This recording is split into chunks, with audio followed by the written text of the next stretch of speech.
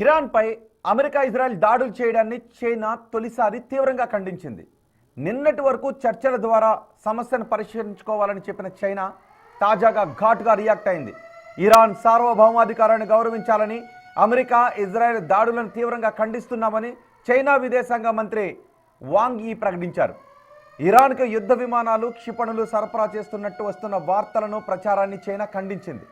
అమెరికాపై నేరుగా యుద్ధానికి వెళ్లే ఉద్దేశం తమకు లేదని, కేవలం రాజకీయ నైతిక మద్దతు మాత్రమే ఇస్తామని స్పష్టం చేసింది.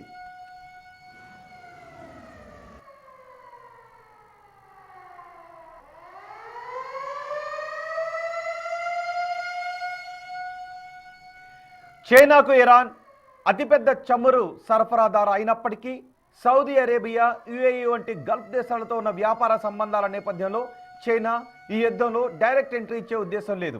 యుద్ధాన్ని వెంటనే ఆపేయాలని, సమస్యను చర్చల ద్వారా పరిష్కరించుకోవాలని అంటోంది. అదే సమయంలో యుద్ధ తీవ్రత పెరగడంతో ఇరాన్, ఇజ్రాయెల్లోని తమ పౌరులను వెంటనే వెనక్కి వచ్చేయాలని చైనా ఆదేశించింది.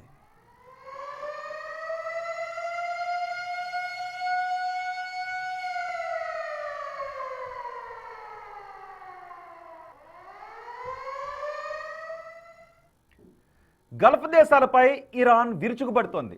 బహ్రెయిన్లోని అమెరికా ఎయిర్ బేస్పై దాడి చేసింది. షేక్ ఇసా ప్రాంతంలో 20 డ్రోన్లు, 30 క్షిపణులతో దాడి చేసినట్టుగా ఇరాన్ ప్రకటించింది. ఎయిర్ బేస్లోని కమాండ్ సెంటర్, హెడ్ క్వార్టర్స్ టార్గెట్గా ఈ దాడులు నిర్వహించినట్టుగా చెప్పింది. అయితే ఇరాన్ ప్రకటనపై బహ్రెయిన్ ఇంతవరకు స్పందించలేదు.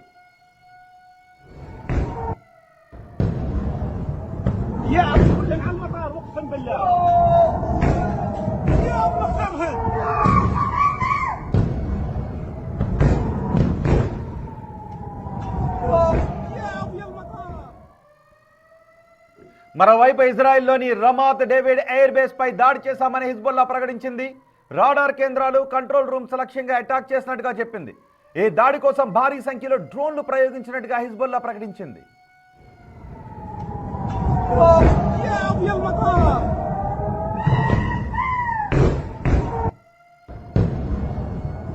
يا أبو كلن على المطار اقسم بالله